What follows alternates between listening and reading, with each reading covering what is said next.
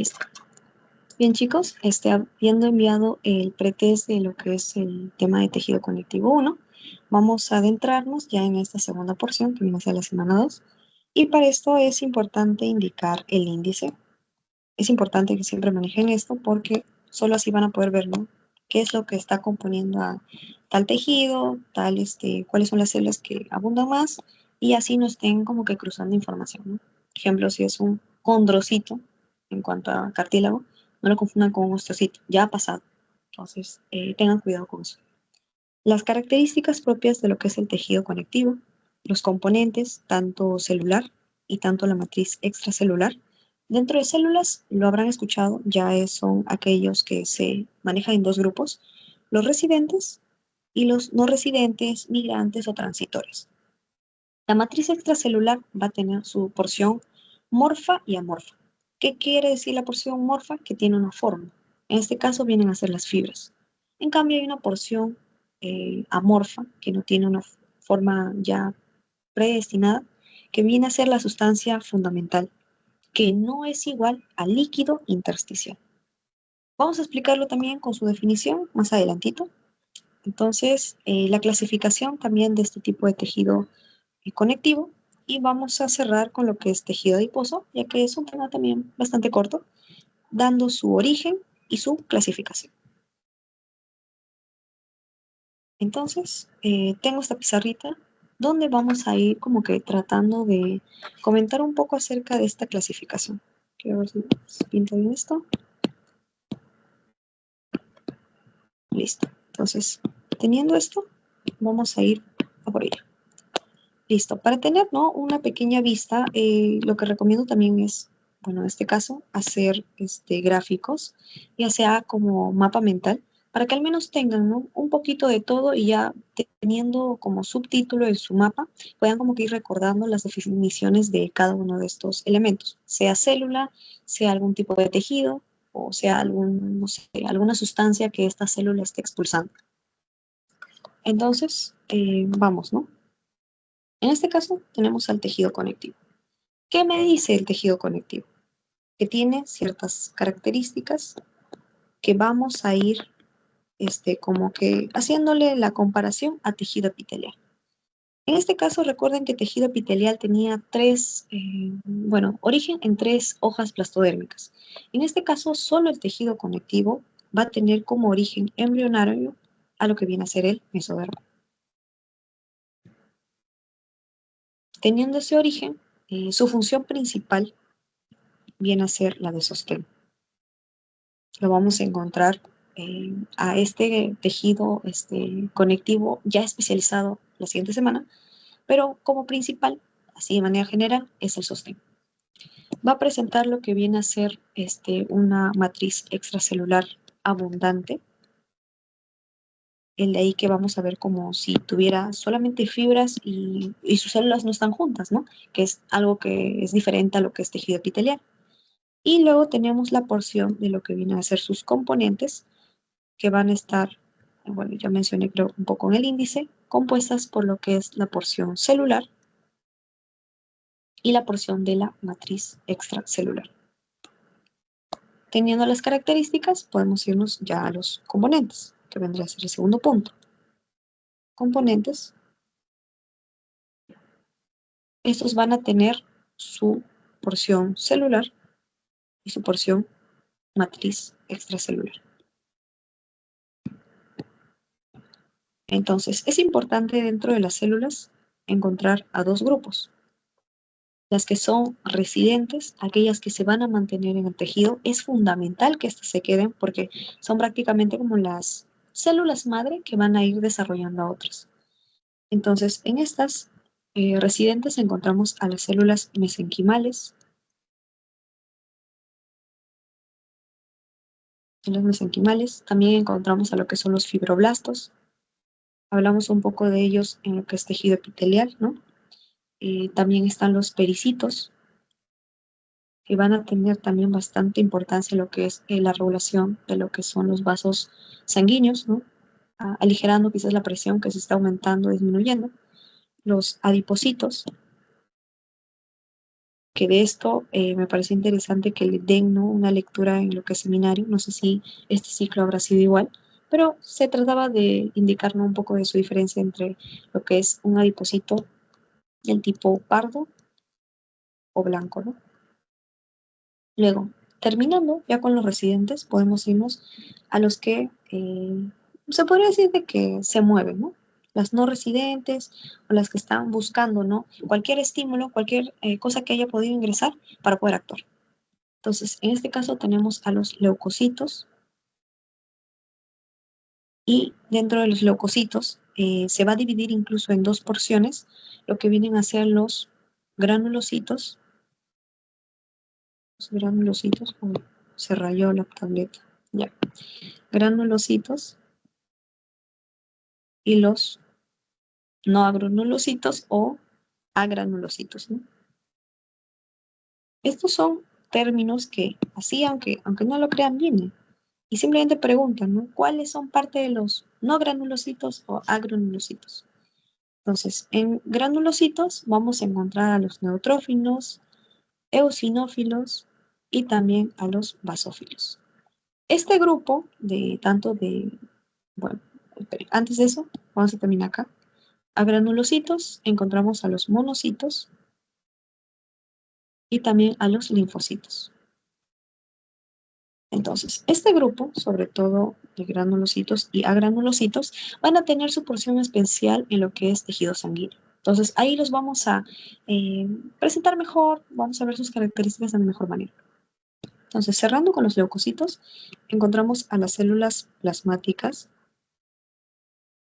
bastante importantes también en lo que es la lucha frente a alguna sustancia en interacción. O a los plasmáticos también se les llama plasmocitos. Plasmocitos. Y lo que vienen a ser los mastocitos o células en cebada, ¿no? Mastocitos. Importantes lo que viene a ser una alergia, una anafilaxia. Entonces están ahí atentos frente a cualquier cosa para poder salir, ¿no? Salen de la célula, salen del tejido y actúan. Entonces, como matriz extracelular, no sé por qué acá esto es así. ¿Listo? Correcto. Ya, se lo había salido acá. Por eso había jalado de acá arriba. Listo. Matriz extracelular, vamos a tener la porción morfa y la porción, literalmente, espérate que no cabe, ya. La porción morfa y la porción simplemente de la sustancia fundamental. Entonces, ¿qué tenemos en la porción morfa? Bueno, vamos a encontrar lo que vienen a ser lo que son las fibras colágenas, fibras elásticas y fibras reticulares. Y la sustancia fundamental va a tener, ¿no?, la presencia de las GAGs, la presencia de los proteoglucanos y las glicoproteínas. Y asimismo, por ahí un cachito al líquido intersticial. ¿Ok? Listo. Y ya la otra porción final vendría a ser lo que es su clasificación. Acá vamos a conocer un poco más a lo que es tejido conectivo en cuanto ya a más especialidad o quizás en un desarrollo antes de lo que conocemos ahora, ¿no? Por ejemplo, está la presencia de lo que es tejido conectivo embrionario. Desde que somos ahí, ¿no? Recién en nuestro desarrollo, como fetos, como embriones, se van presentando estos cambios en el tejido. Entonces, es tejido conectivo embrionario que también prevalece, ¿no?, por justamente los dos tipos de clasificación que tiene, como es el mucoide y también el mesenquimal. Vamos a diferenciar también así, a simple, ¿no?, de manera general, porque tampoco no se redunda mucho en esto, en qué tipo de estructuras está. Luego, tenemos al tejido conectivo adulto, propiamente dicho. Tejido conectivo propiamente dicho, ¿ya? Donde vamos a encontrar a lo que viene a ser el tejido conectivo laxo, tejido conectivo denso, tejido conectivo elástico y tejido conectivo reticular. Y luego la tercera porción que vendría a ser el tejido conectivo especializado. Y a esto lo vamos a dedicar más semanas, porque ahí justamente ingresa lo que viene a ser el tejido adiposo, que lo vamos a tocar hoy día, el tejido sanguíneo, es el único tejido líquido, ¿no? Tejido sanguíneo, tejido óseo y tejido cartilaginoso. Entonces, hacemos zoom a esta figura y al menos, ¿no? Con esto tenemos como que el panorama de lo que vamos a observar. Entonces, teniendo esto, ya podemos irnos a lo que viene a ser el desarrollo. Ya toqué un poco de esto en lo que es esta presentación del gráfico, las generalidades y de definición y función. Ok, tejido conectivo, tejido conjuntivo lo van a encontrar en los libros. Su origen, mesodermo, la capa intermedia entre las tres hojas blastodérmicas. Su ubicación va a ser abundante, debido a que justamente necesita cumplir funciones importantes como viene a ser sostén, la estabilidad de la estructura, el intercambio de nutrientes, como vienen a ser nutrientes y metabolitos, en tejido sanguíneo, que es de célula, pasa a la sangre y llega a la célula, ¿no? Entonces, va a actuar el tejido conectivo como como caminos, ¿no? Para que justamente puedan llegar los nutrientes de una célula a otra célula. La defensa y protección gracias a las células especiales que tienen, como las plasmáticas, los leucocitos y los macrófagos. Los macrófagos van a ser interesantes porque van cambiando de nombre en la estructura en la cual se encuentran. También encontramos su parte de reparación, también por células en las cuales ellas contienen, como viene a ser la cicatrización, ¿no? Evitar que se desangre, ¿no? Y se forme la coagulación. El almacenamiento, que es clásico de los adipocitos, y permiten, ¿no? El almacén de grasas, triglicéridos, calcio. Entonces, está ahí en frecuente, ¿no? Por eso su ubicación está en varias estructuras. A diferencia, como dije, el epitelio es muy alto en cuanto a presencia de vasos sanguíneos y linfáticos. Gracias al proceso de difusión, esta puede alimentar al tejido epitelial. De inervación alto y de matriz extracelular también abundante. Y vamos a encontrar, ¿no? Esa porción de fibras colágenas reticulares y elásticas. Esta es la fórmula, no se olviden, y permitan, ¿no? Que de esta manera puedan conocer en detalle a cada una de sus composiciones. Listo. Matriz extracelular, componente morfo, fibras. Componente amorfo, sustancia fundamental. Células residentes, células transitorias. Si lo tienen eso, lo pueden sacar después. Y bueno, acá hay un grafiquito, ¿no? Donde trata de verse un poco de todo, a los adipocitos presentes, a los eosinófilos, los fibroblastos, acá están algunas fibras elásticas, las fibras colágenas que son un poquito más gruesas, a los macrófagos, células plasmáticas, ¿no? Entonces, están ahí interactuando poco a poco. Nuevamente recordamos algunos de los términos que viene a ser hematocilina, eosina. ¿Cuándo digo que es hematocilina? Porque es justamente un colorante básico. ¿Qué significa que sea básico? Que va a pintar a la estructura de un color morado, de un color azulino. Y va a tener afín con toda aquella estructura dentro de la célula que sea basófila. Por otro lado, la eosinófila es un colorante ácido, entonces es negativo. Le gusta lo que viene a ser también los que tengan esta carga y sea afín con la acidofilia. ¿De qué color va a pintar? El cuadro te lo dice, de un color fucsia o un poco rosado. Y esto que, aunque parezca extraño, a veces lo confunden y cruzan información. El estroma, recuerden, siempre es la casa, el lugar de soporte para el órgano.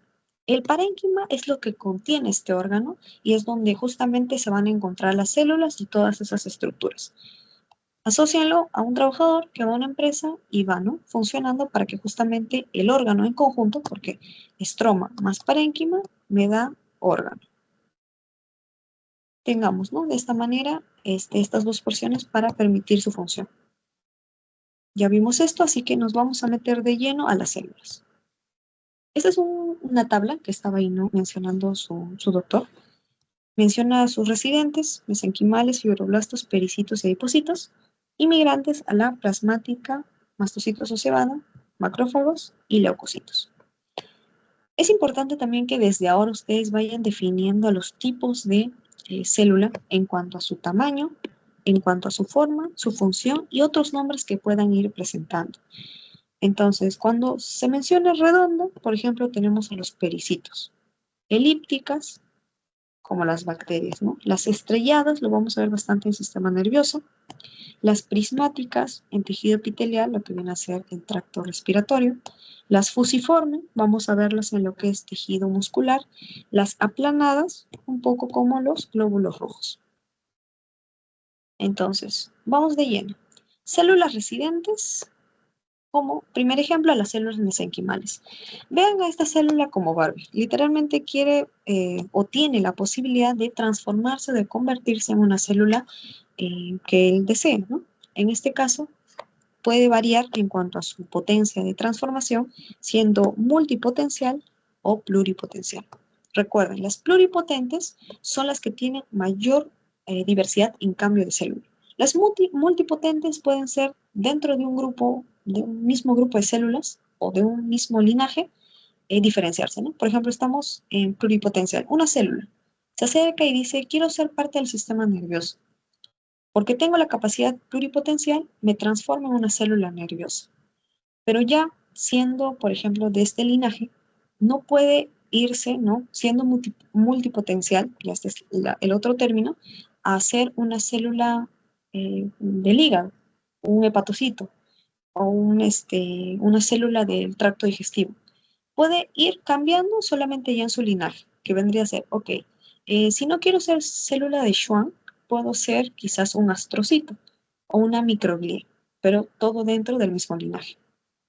Son células embrionarias, justamente abunda bastante lo que viene a ser esta etapa, y la forma va a ser estrellada con proyecciones citoplasmáticas. En esta porción de tejido conectivo sí tomen la atención a lo que viene a ser la forma de la célula, porque justamente es lo que ahí va variando. Les van a poner la clave y van a ir consultando, ¿no? Es característica clásica de tal célula, te ponen la forma, el tamaño, si es que tiene alguna cosita especial, y en este caso, por ejemplo, tiene, ¿no? La presencia de uniones estrechas o uniones DAP. Encontramos acá, ¿no? A mis células mesenquimales, células estrelladas, miren, no están definidas, ¿no? Entonces, he ahí esa característica. Las células fibroblásticas o fibroblastos son en presencia la célula más importante del tejido conectivo. Están presentes con una forma fusiforme, un núcleo elíptico y con ciertas prolongaciones citoplasmáticas que le permiten conectarse, ¿no? Entre células. Su citoplasma va a ser basófilo. ¿Por qué basófilo? Justamente por la presencia de retículo endoplasmático rugoso, que le da esa alta actividad para que pueda pintarse de ese color. ¿Y dónde participa más este fibroblasto? En procesos de cicatrización. Pero va a haber una célula o una subdivisión de estos fibroblastos que aumenta en mayor cantidad la cicatrización. ¿Qué sintetiza estos fibroblastos? Fibras colágenas elásticas, las GAGs, los proteoglucanos y glucoproteínas. Entonces, ya teniendo esto, miren, son los tres, los fundamentales de la sustancia fundamental. Entonces, son los fibroblastos los que elaboran su propia sustancia fundamental. Quédense con esa idea. Ya acabemos, ¿no? Están marcadas los fibroblastos de forma fusiforme, y habíamos conocido un poco por las figuras que nos mostraron, tiene esa forma alargada. Entonces, he aquí, ¿no? Esa diferencia, asócienlo a John Cena. ¿A quién? A los miofibroblastos. Porque vamos a tener dos estados, el estado de fibroblasto y fibrocito. El fibrocito es simplemente el fibroblasto inactivo, una célula pequeña, aplastada, muy aplastada, ¿no? Acá vemos, célula muy aplastada y heterocromático. ¿Qué significa que sea heterocromático? Que esté con toda la sustancia, en este caso del núcleo o el ADN, o sea, como un ovillo, ¿no? O sea, no esté desenredado. Entonces no se ve el núcleo. Su citoplasma va a ser acidófilo. Por otro lado, el miofibroblasto que vendría a ser, ¿no? Ese fibrocito, digo, fibroblasto con más fuerza, asocian a John Cena. Es bastante interesante. ¿Por qué? Justamente cumple esa función. Al ser una modificación del fibroblasto, va a aumentar el proceso de cicatrización. Posee para ese movimiento actina, miocina. Y sobre todo, va a tener, ¿no? Entre su actividad, algunas características del fibroblasto común y el fibrocito. Y esta no tiene lámina externa, es decir, que va a estar en contacto directo con la matriz extracelular. Entonces, he aquí, ¿no? Tenía una pregunta que era, una de las células mencionadas aumenta en un proceso de cicatrización. Cuando diga aumento en cicatrización, siempre es miofibroblasto, siempre, porque pueden colocarte mesenquimal, miofibroblasto, fibrocito, mastocito y fibroblasto. A pesar de que esté fibroblasto y miofibroblasto en el mismo lugar, el que siempre aumenta cicatrización es el miofibroblasto. Entonces, ahí su característica, ¿no? Más alargadita. Los pericitos, que van a verlo o asociarlo más a, como si fuera una araña, porque en este caso van a trabajar con los capilares y vénulas, o sea, con los vasos sanguíneos. ¿Qué van a hacer estos? Acá vamos a presentar un corte. Agarré un vaso, hizo un corte transversal. Entonces, ¿qué estoy viendo, no? Veo lo que viene a ser la luz o el lumen del capilar y alrededor de ello, ¿se acuerdan qué tipo de epitelio teníamos? No sé si alguien puede comentarlo o bueno, prender el audio o escribirlo. ¿Qué tipo de epitelio teníamos en los vasos sanguíneos? ¿Endotelio?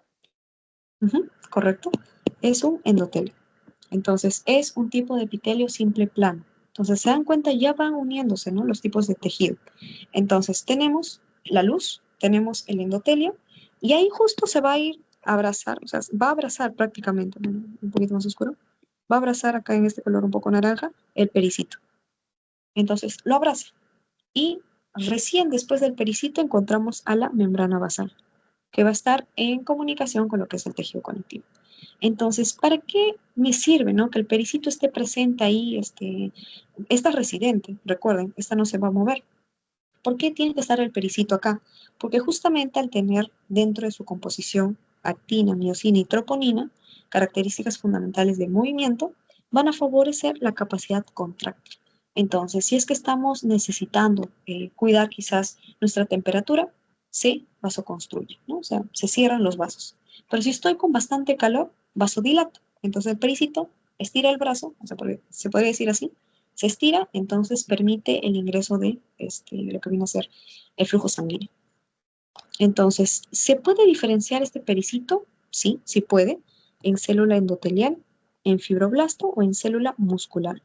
¿Por qué es muscular? Justamente por esto. Esta es la respuesta para decir que se puede transformar o diferenciar en célula muscular. Y acá están, ¿no? Los pericitos, formas de arañas, lo que son los vasos sanguíneos, ¿no? Están ahí pegaditos. Luego están los adipocitos, que por naturaleza su función viene a ser la de almacenamiento. Van a ser parte del origen mesenquimal o también pueden diferenciarse de los fibroblastos. Y vamos a encontrar dos tipos, sobre todo dos variantes, lo que viene a ser la grasa blanca o unilocular y la grasa adiposa multilocular o grasa parda, ¿no? En este caso, ¿cuál siempre ha sido la característica del nombre nada más? Al decir uno, va a tener solo una gota de lípido. O sea, solamente guarda un lípido o un triglicérido. Es más pequeño, mide de 50 a 150 micras y está en todo el tejido conjuntivo laxo. O sea, está presente ahí, ¿no? Por eso es que tenemos ahí como aislante para poder protegernos, ¿no? Tiene receptores a la insulina, a la hormona de crecimiento, noradrenalina y glucocorticoides. Vamos a hablar un poquito más de adipocitos en la porción de tejido adiposo. Entonces, no voy a tocar mucho acá. Sí, las características que son necesarias para tejido conectivo. Grasa parda vienen a ser adipocitos con varias vacuolas. Entonces, si les ponen una imagen así, casi blanca al medio, o sea, con una luz súper grande, y están en tejido conectivo, entonces recuerden que es esto, miren, esto blanco no es luz, entonces ahí borra, ¿no? Yo puse luz solamente para que al principio se puede pensar, ¿no? Es luz, no es luz, esto es la vacuola, que ha ocupado todo el lugar para poder tener, ¿no? Ahí el almacenamiento. En cambio, cuando yo encuentro una multilocular, en este caso sí defino, ¿no? A ver, como membrana, estas porciones. ¿Qué creen que sea? ¿Unilocular o multilocular? Esta, por ejemplo. ¿Uni o multi?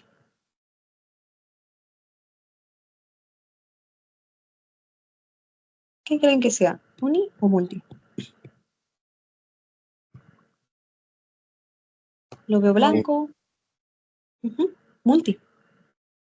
Ujú, sí, está bien. Esta es una multilocular. Entonces, está ahí, ¿no? Acompañándose en cuanto a localización con algunas multiloculares y uniloculares al mismo tiempo. Pero cuando tengamos, ¿no? Presencia de, por ejemplo, esta, ya no está tan blanco. Significa que hay más cantidad de vacuolas. Entonces, en el momento en que yo vea ya más agujeritos, ¿no? Quizás con menos luz, en este caso, para que se acuerden, ¿no? Pero no es luz, sino que es esa vacuola de grasa. Vean más puntitos, ¿no? Así. Y les digan que es un tipo de tejido pardo o un tipo de tejido adiposo. Esa es multilocular. Entonces, ¿por qué es de ese color, no? O sea, ¿por qué es parda? Por la presencia de citocromos de la mitocondria. Y es importante o lo tienen bastante lo que son los animalitos que hibernan porque necesitan conservar su calor. Entonces, utilizan esto como si fuera, ¿no? Una colchita. En los animales que hibernan y en los recién nacidos. Por eso es que no, cuando a veces se les coloca a los niños en la incubadora, ¿por qué no les ponen ropita, no? Porque justamente son estas bolsitas de grasa parda que les permiten mantener su temperatura. Y ya vamos, ¿no? Rápido así, a lo que son las transitorias. Estas son menos, justamente porque su función van a ser en otros lugares. O sea, y también a los leucocitos, como les dije, vamos a verlos más en tejido sanguíneo. ¿Qué son las migrantes? Justamente son aquellas que no residen permanentemente en el tejido, sino que van a migrar desde la sangre hacia otros tejidos a través de estímulos específicos. En este caso, los macrófagos, que por excelencia son de origen de monocito, van a van a estar predispuestos frente a la presentación de antígenos, gracias a su complejo mayor de histocompatibilidad. ¿Qué es esto, no? Complejo mayor de histocompatibilidad. ¿Qué es esto? Esto es como si la célula, bueno, en este caso, el macrófago, ¿ok? Imagínense que este es el macrófago, que encontró, por ejemplo, una célula que hizo apoptosis. Hizo apoptosis, entonces el macrófago le deja, ¿no? Como una señal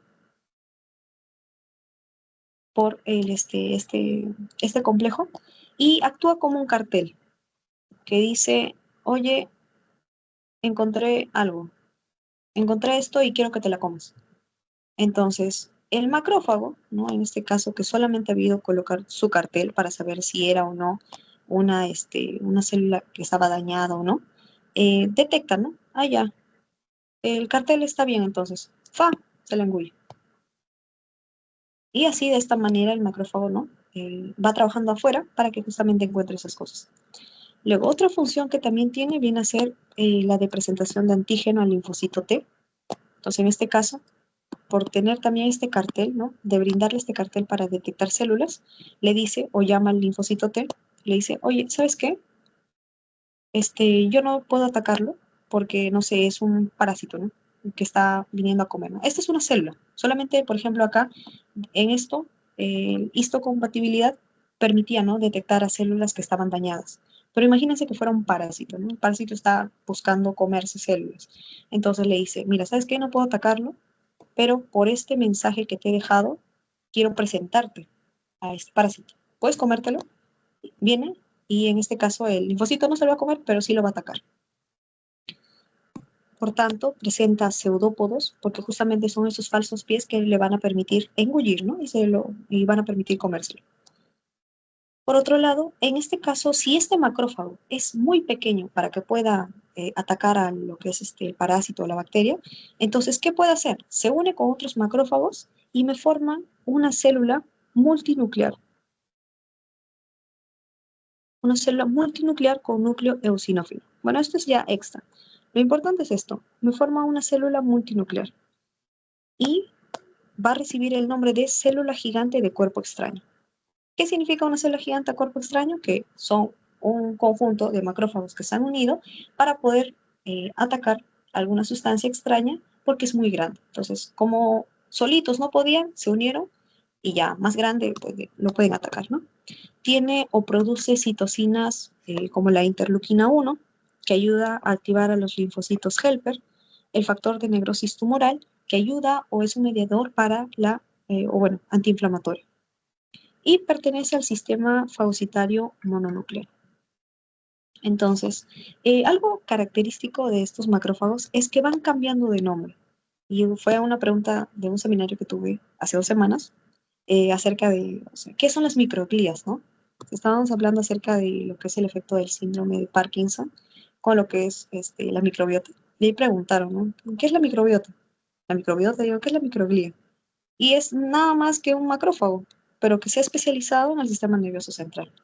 Las células de Kupffer, que van a estar presentes en el hígado, las de Langerhans en la piel, lo vamos a ver, son bastante interesantes, porque se empiezan a mover y a pesar de que hay bastantes capas, están migrando y se dan cuenta, ¿no? Los macrófagos alveolares, propios del pulmón, y los osteoclastos, que están en los huesos. Entonces, ¿cuándo es monocito o cuándo cambia de monocito a macrófago? Cuando está en la sangre, el monocito se llama así. Pero cuando este monocito migra a los tejidos, llama y se nombra macrófago. Entonces ahí, ¿no? Un pequeño detalle. Listo. Célula plasmática o plasmocito. En este caso son aquellos que van a derivar del linfocito B. Van a diferenciarse, ¿no? Forman parte de lo que viene a ser la inmunidad humoral, es decir, van a producir anticuerpos, no van a atacar directamente, pero sí van a formar anticuerpos para que justamente otras células del sistema inmune puedan utilizarlo y sepan, ah, ya, esto que ha ingresado es extraño, ¿no? Entonces hay que ir a ver qué está pasando. Aumenta el proceso inflamatorio, por eso es que cuando se desencadenan las células plasmáticas, empiezan a salir, pero es una cascada de reacciones. Entonces, si se activan estas plasmáticas, se empiezan a desarrollar muchas respuestas por parte del sistema inmune. ¿Y cómo lo voy a encontrar a nivel, ya, ¿no? En mi práctica de histo? Bueno, voy a encontrarlo como botones o van a ser unas especie de relojes. Miren, ¿no? Parecen ojos. Bueno, yo le decía botones porque era, ¿no? O sea, un pequeño punto, ¿no? En este caso, su núcleo. Esto todo es la célula plasmática. Pero adentro hay como pequeños botones, ¿no? Y tienen ahí pequeñas sustancias que son parte de ella que lo hacen ver como si fueran botones. Entonces, vemos, va a tener un citoplasma basófilo, alta cantidad de retículo endoplasmático rugoso, y va a estar concentrado en ¿dónde? Tubo digestivo, vías respiratorias, glándulas salivales, ganglios linfáticos, tejido hematopoyético. ¿Por qué justamente estos lugares? Porque son lugares donde el cuerpo está constantemente expuesto a microorganismos y necesita una fuerte defensa inmunológica. Los leucocitos, como les dije, tienen su porción ahí en sistema, bueno, tejido sanguíneo. Los granulocitos, a estos tres: neutrófilo, basófilo y eosinófilo. También conocidos por mí, en este caso, NEP. Y a granulocitos, monocitos y linfocitos. Entonces, acá esta pregunta clásica. Es clásica de examen. Te ponen las 5, o bueno, en este caso pueden quitarte monocito y poner solo linfocito y estos tres, más uno que no tiene nada que ver, y te preguntan, ¿quién es granulocito? Y ya, vas descartando. Los mastocitos, ya para finalizar con la parte celular, son aquellas células cebadas que principalmente actúan si hay algún tipo de alergia, anafilaxia, todo lo relacionado, ¿no? A eso, hipersensibilidad inmediata, van a ir actuando en eso. Son células madres pluripotenciales porque tienen origen en la médula ósea. Entonces, ¿qué sucede con ellos, no?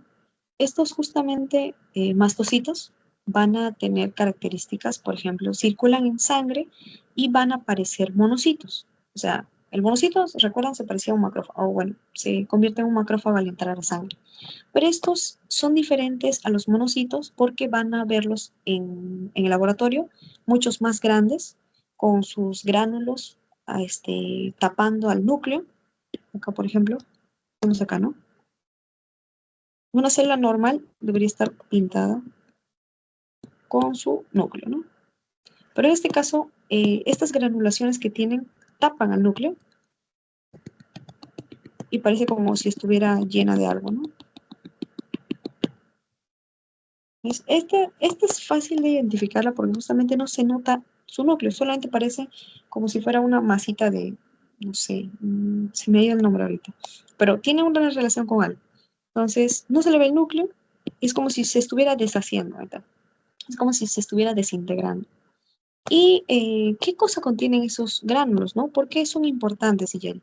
La histamina, que es uno de los gránulos que presenta, ayuda en lo que es la vasodilatación para poder aumentar el flujo de sangre y en este caso es lo clásico, la histamina actúa para lo que viene a ser si hay una picazón, un enrojecimiento o si también hay una hinchazón por alergia.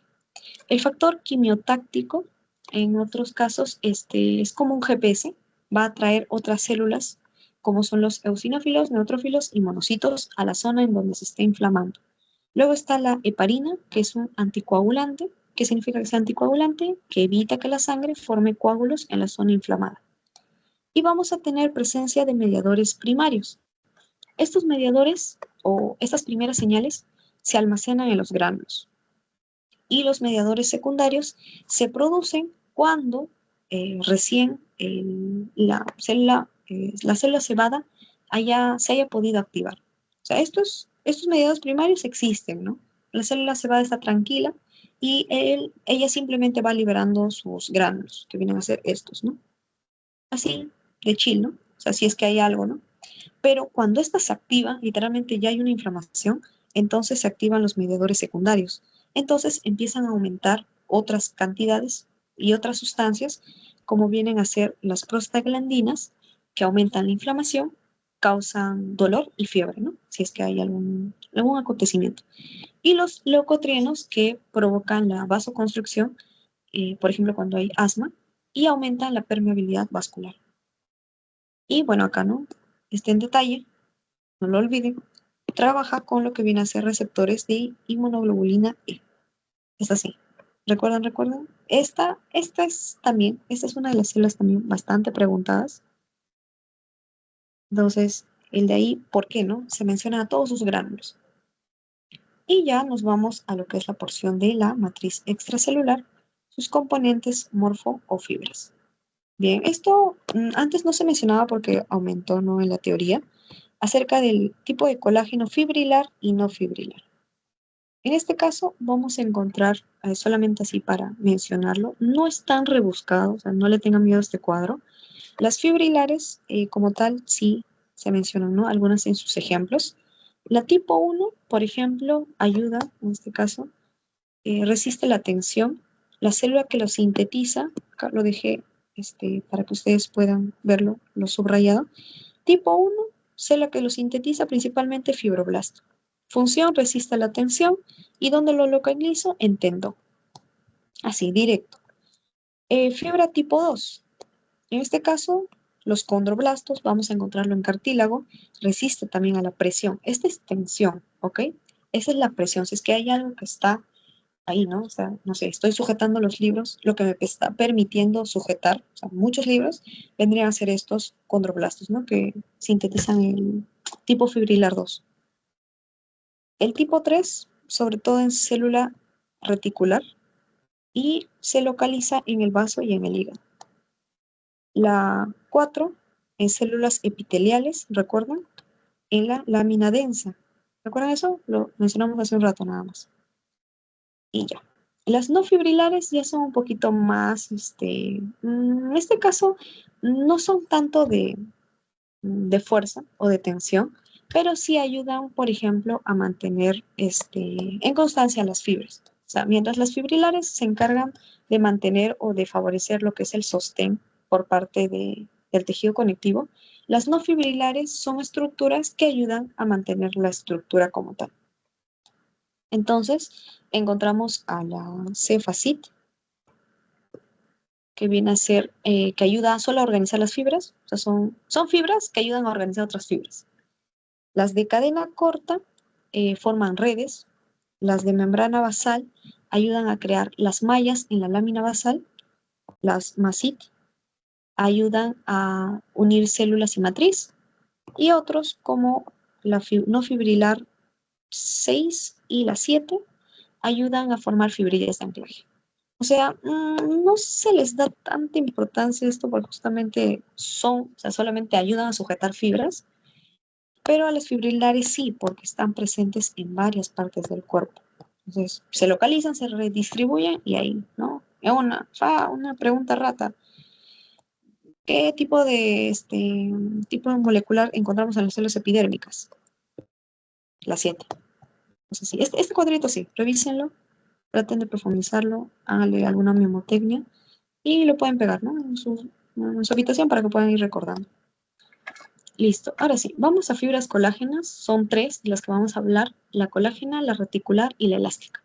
¿Por qué es importante la colágena? Son las más gruesas, son las que ayudan en mayor cantidad a soportar la resistencia a la tensión y destacan por tener el tipo 1 de colágeno. Entonces, su tinción normalmente va a ser la tricomérica de Mayori, en este caso, ¿no? Vemos acá, ya no es tanto rosado y morado, es un más rojizo y casi azul, ¿no? Este es un tipo de tinción, ¿ok? No, por las dudas, ¿no? Tipo de tinción. Es una tricómica de mayor y un tipo de tinción. Entonces, ¿cómo se forman estas fibras colágenas? Van a estar formadas por 3 cadenas alfa y dentro de ellas, lo que es el aminoácido más importante viene a ser la glicina. Cuando estas 3 cadenas alfa se unen o se enrollan de manera helicoidal, me forman las cadenasas. Entonces voy a tener ahí lo que vienen a ser las grandes formas de fibra de colágeno. Pues ahí encontramos, ¿no?, la glicina, encontramos nuestro hélice triple, se siguen aumentando y si hago un zoom, ¿no?, voy a encontrar ya la fibrilla de colágeno con varias cadenas o triples cadenas. ¿Cuál es la enfermedad que normalmente se le asocia a esta? Viene a ser, bueno, en este caso, como dice, forma 20% de las proteínas del cuerpo, o sea, está presente en casi el 20%. ¿Y cuáles son sus alteraciones si es que esta fibra colágena falla? Y lo van a escuchar en Embryo. Viene a ser este síndrome de Marfan, que es clásico, también es pregunta en Embryo. Es una persona alta, ¿no?, alta, delgada, con las extremidades desiguales porque van a tener el torso pequeño, los brazos los brazos y los pies más delgados, más largos, y va a aparecer, bueno, en este caso, ¿cómo lo asociábamos esto? Porque decíamos que era un hombre araña. Aparece una araña. Y porque va a tener o sea, va a carecer de esternón, eso es un poquito trágico, carece de esternón, entonces parece que tiene el cuello hundido en forma de U. Y el de ahí, ¿no? No sé, en vez de ese le colocamos una U y esa fue nuestra mnemotecnia para Embryo. A ver si lo toma, ¿no? Ya. Y esto es por justamente mutación de genes de la fibrilina. La fibrilina es parte, ¿no?, de la estructura de lo que viene a ser la formación de fibras colágenas. Y otras como el síndrome de Ehlers-Danlos por mutación de genes, vitamina C, no, por genes de colágeno, y el escorbuto sí es por déficit de vitamina C. Las fibras reticulares, ya estamos terminando esto, son más delgadas, ramificadas, parecen mallas, literalmente, van a encontrarlas así, ¿no?, en forma de mallas. Acá, desordenadas, dando espacio a otras células, y lo van a encontrar con diferentes tinciones también, porque esta no se pinta normalmente con lo que es hematocilina y auxina, se pinta con Wilder o plata, tinción plata o Wilder. Son argirófilas, o sea, van a tener gran cantidad de carbohidratos, entonces de ahí, ¿no? También ese cambio de color.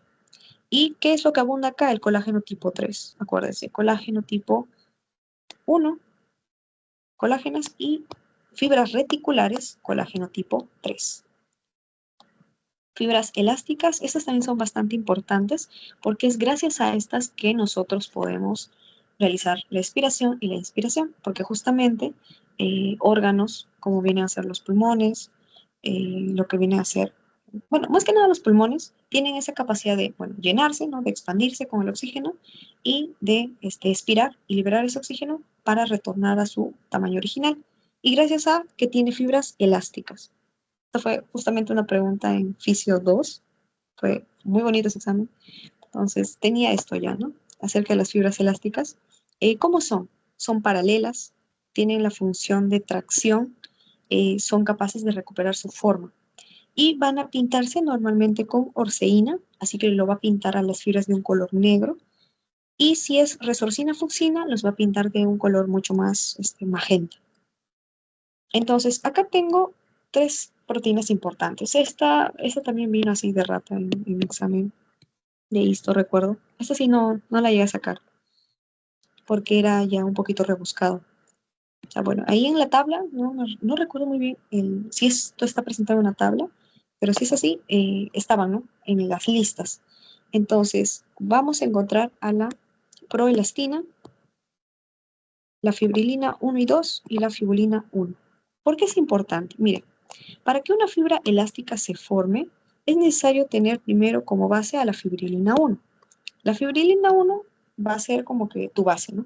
A esta se van a ir pegando otras proteínas como la tropoelastina, que son estas bolitas, parecen, tómalo como chicles, ¿no? O sea, pequeños chicles. Estos se van a ir pegando a lo que es la fibrilina 1 y van a ir formándose o plegándose para que justamente se conviertan en elastina. Pasan de tropoelastina a elastina. Entonces, ya al estar unidas, ¿no? Como una sola masa, permiten que esa fibra, ¿no? Que en este caso, esto piensen que es como una plastilina, permiten que no haya ese cambio, ¿no? O sea, de poder estirarse o expirar e inspirar, ¿no? Por ejemplo, lo que es los pulmones. Estas tres son los que le dan la característica para tener esa forma. Y nos vamos ya a lo que es el componente amorfo, sobre todo tratar de definir qué es líquido intersticial y qué es literalmente sustancia fundamental. La sustancia fundamental va a ser, claro, un líquido, ¿ok? O trátenlo de llamar, ya no líquido para que no se confundan, un gel hidratado. Va a tener proteínas, va a tener proteoglucanos, aminoglucanos. Entonces, no es solamente líquido, como vendría a ser líquido intersticial. Recuerden, líquido intersticial, si vuelven a ver Bioca o si vuelven a ver Fisio más adelante, es la presencia de iones, sobre todo calcio, sodio o potasio. Entonces, eso es líquido intersticial, tiene iones. Sin embargo, el gel hidratado, la sustancia fundamental, presenta estos tres elementos: las GAGs, glicoproteínas y los proteoglucanos. Ya. Entonces, la sustancia fundamental, al tener a los GAGs, ¿qué son los GAGs? En primer principio, son polímeros lineales o cadenas repetidas de disacáridos. En otras palabras, vendrían a ser azúcares. Los GAGs son azúcares en estado de disacárido, azúcares. Van a estar compuestos de hexosamina y ácido urónico y van a ser hidrófilos, es decir, van a tener una carga negativa. Ya, entonces, ¿cómo lo veo, no? O sea, esto, ¿quién fabrica los GAGs? ¿Recuerdan quién fabrica los GAGs? Así, no caigan, por favor. ¿Quién fabricaba los GAGs? ¿Se acuerdan? Hay una célula residente que fabrica los GAGs. Solita fabrica su propia sustancia. ¿Se acuerdan? O lo suelto. Ya, los fibroblastos.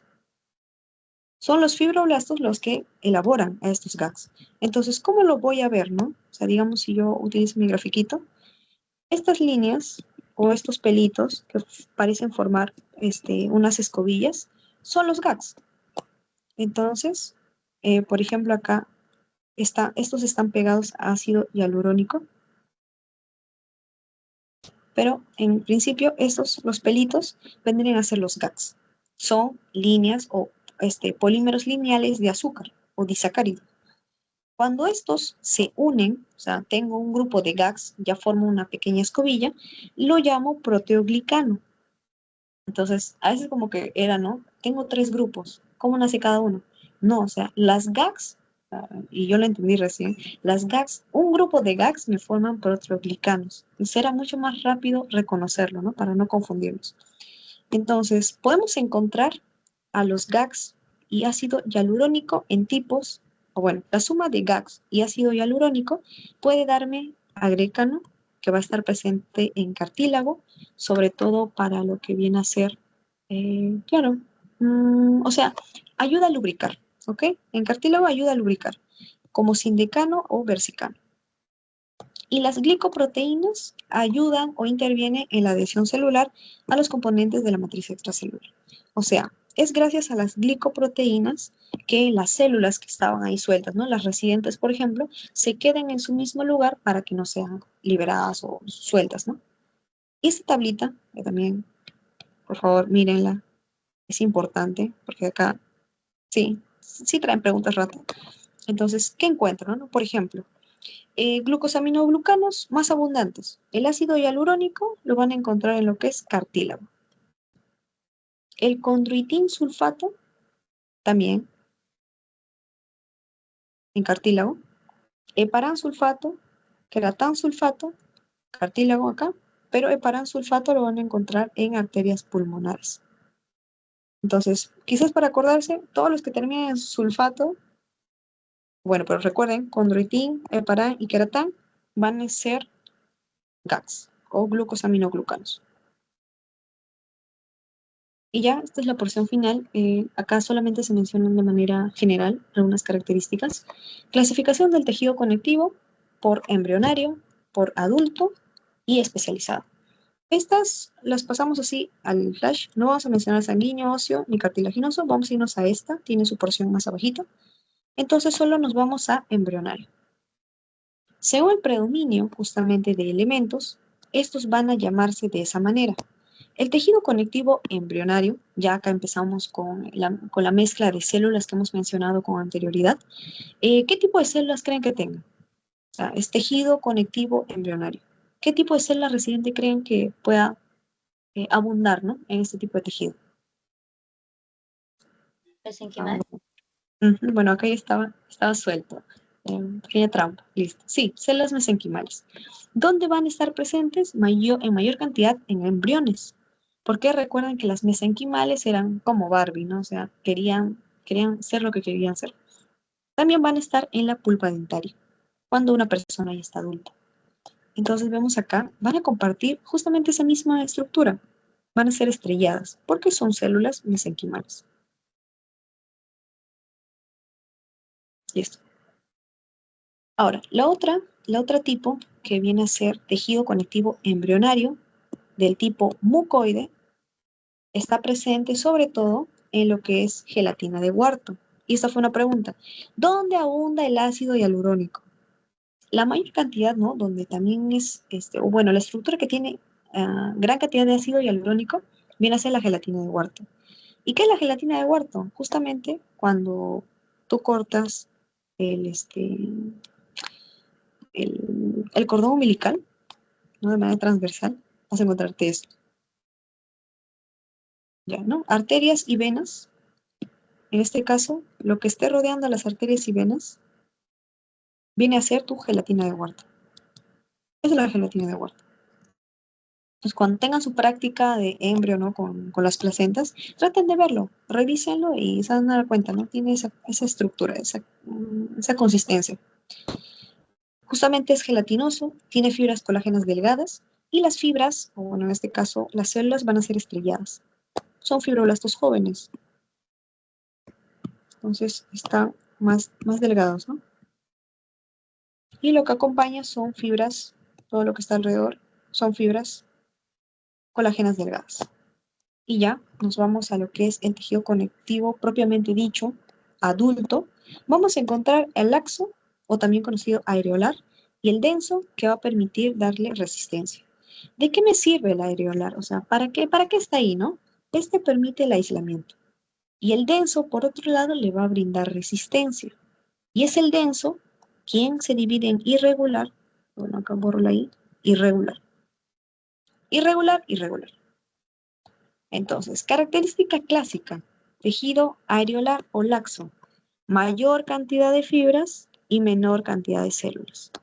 Como les dije, va a permitir el aislamiento, va a estar presente en lo que es la dermis papilar.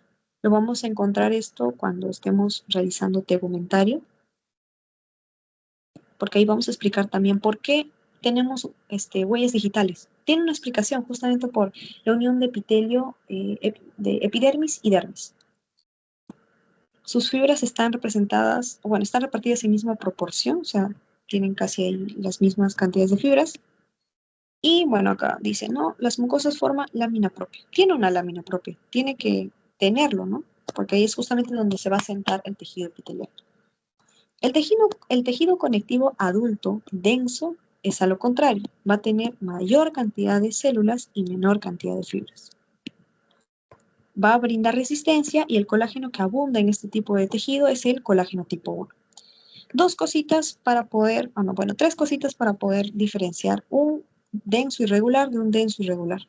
Cuando es un denso regular, cuando se les pregunte quién tiene mayor resistencia, va a ser la regular, justamente porque va a tener un mayor orden en sus fibras. Vemos acá. No noto desorden, ¿no? O sea, si tú ves, no noto desorden. Está ahí paralelas, las fibras están paralelas. En cambio, si yo veo un irregular, de ahí el nombre, son fibras desordenadas. Entonces tú ves, y pucha, parece, esta imagen no le hace justicia al tejido, pero se nota, ¿no? O sea, veo unos tonos más rosa acá, unos tonos blancos, justamente porque las fibras están desordenadas. ¿Quién tiene mayor inervación? La regular, siempre. Y la irregular tiene una menor. ¿Dónde ubico? La regular, por ser orden, necesito que esté en estructuras que justamente guarden eso, ¿no? O sea, que mantengan a los huesos unidos, por ejemplo, los ligamentos, y los tendones que mantengan unida el hueso con el músculo. Tejido conectivo denso irregular va a estar en la dermis, la submucosa, el periósteo. Periósteo lo vamos a ver en tejido óseo. Vamos a entender qué es eso. Acá ya está el tejido conectivo reticular. Recuerden, lo anterior reticular y elástico era solo la fibra. Acá estamos mencionando al tejido reticular. Entonces, ¿qué tipo de fibra abunda más? Por el nombre, mayor cantidad de fibras reticulares. ¿Qué van a formar? Unas especies de malla, ¿no? Redes que normalmente vamos a encontrar en órganos hematopoyéticos, justamente porque su función va a ser el de tener agilidad, ¿no? Para el movimiento de las células. Por ejemplo, en médula ósea necesito que salgan las células para poder transformarse en otras, ya sean linfocitos o tengan otro origen. Necesito que salga rápido de la médula ósea para que pueda cambiar, ¿no? Del hígado también, los hepatocitos, en el vaso y los ganglios linfáticos. Esto, bueno, en su teoría van a ir comentándoles un poco de esto, ganglio linfático y vaso, en esta que viene de órganos linfoideos, traten como que de ver, ¿no? O sea, pero ya saben, ¿no? Tejido conectivo reticular está en esos órganos. Y al ver la teoría, traten de asociarlo porque esa función. Y el elástico, justamente, que va a estar, ¿no? Abundante con fibras elásticas y va a estar, por ejemplo, en lo que es túnica media de arterias como la aorta, porque necesito que se esté contrayendo o dilatando. El ligamento bucal, el ligamento suspensor del pene, también, ¿no? Para favorecer la erección. Y acá vemos, ¿no? El orden. En este caso, no hay un orden entre fibras.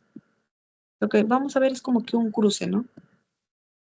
En forma de mallas. En cambio, una elástica, a la diferencia del otro, ¿no? O sea, estas sí están ordenadas, pero están más ondulantes, es la diferencia. El otro, en colágeno, será más rectas, ¿no? Estas son elásticas, paralelas, pero más ondulantes. Y ya nos vamos a nuestra última porción, que son 2 láminas, creo, tejido adiposo, donde se nos presentan, ¿no? A las células protagonistas de este tipo de tejido, que vienen a ser los adipocitos. ¿Dónde tienen origen los adipocitos? En las células mesenquimales. Las células madre mesenquimales, por obra y gracia, ¿no? de cierto gen que esté interactuando con ellas, va a hacer que se diferencien en estos dos grupos, ya sea un lipocito, o bueno, así se le llama, lipocito maduro, o adipocito blanco, o un adipocito pardo.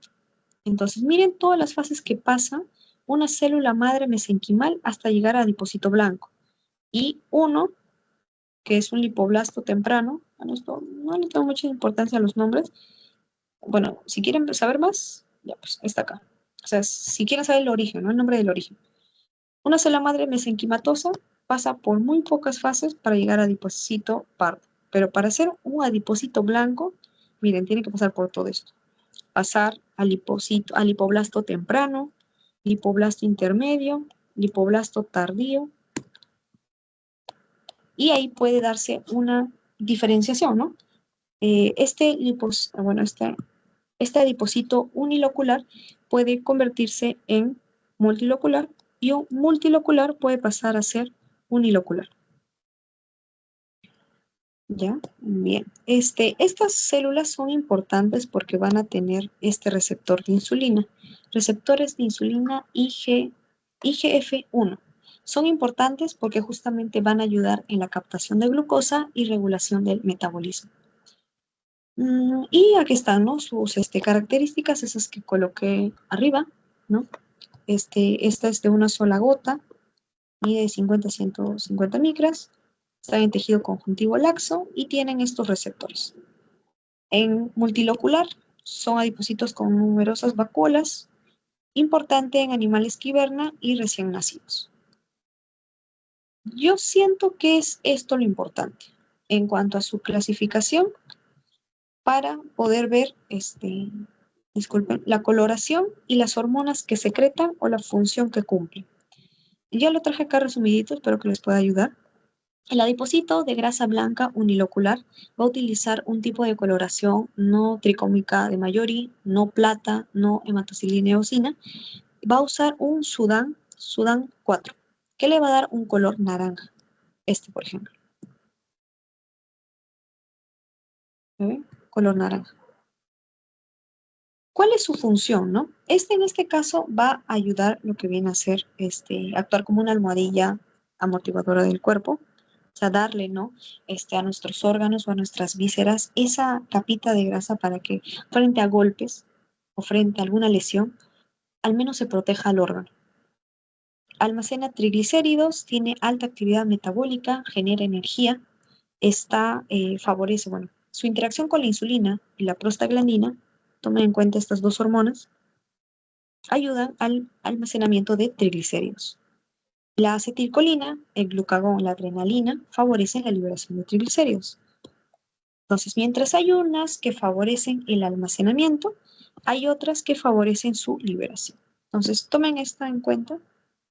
La van a volver a ver en endocrino, pero esa es la porción final. Entonces, acá sí puede que pregunten. Y las hormonas secretadas, sobre todo la principal, por la que a veces nos dan, ¿no? Nuestros atracones, son la leptina, pues controla el apetito, ¿no? Y esta afecta al hipotálamo, ¿no? Pidiéndole que se aumenten las cantidades de consumo. La resistina, el factor de necrosis tumoral alfa y la adiponectina. ¿Dónde están ubicados más? En recién nacidos, fetos y animalitos. La adipocito grasa blanca o unilocular justamente tiene un color pardo, ¿no? A ver, no, porque esta es la parda. Lapsus brutus. Parda o multilocular. Ya. Esta tiene un color, ¿no? Un poquito más. Mira que está. Esta sí está súper definida. Este es unilocular y este es multilocular. porque vemos, ¿no? Esos citocromos. Gracias a esos citocromos, ¿no? De las mitocondrias se pintan de ese color pardo. Producen energía en forma de calor, miren, acá, generan energía. Los adipocitos uniloculares generan energía y los multiloculares generan calor. Entonces, evitan la producción de ATP porque necesitan guardarlo y la ubicación principal va a ser en la zona interescapular, el mediastino, ya están viendo ustedes por anato, el cuello, la zona perirenal y en algunos niños hasta los 10 años. Esta multilocular se va perdiendo con el tiempo. Por tanto, la que abunda en nosotros a nuestra edad ahorita justamente es la unilocular. Y la que también favorece, ¿no? De que ya, o sea, yo sé que tiene que tener la función de protección para los órganos, pero si esta va en aumento, entonces puede provocar lo que viene a ser los obesos tienen mayor cantidad de grasa blanca, obesidad. Ok, entonces, finalizando esto, comparto con ustedes la bibliografía. Se manejó el Garner, el Kieserban, que es importante porque tiene bastantes láminas. Revísenlo si tienen tiempito. Y con eso estaríamos cerrando el bloque 2 de tejido conectivo. Entonces, si tienen alguna consulta, alguna duda, pueden ir enviándola por el chat.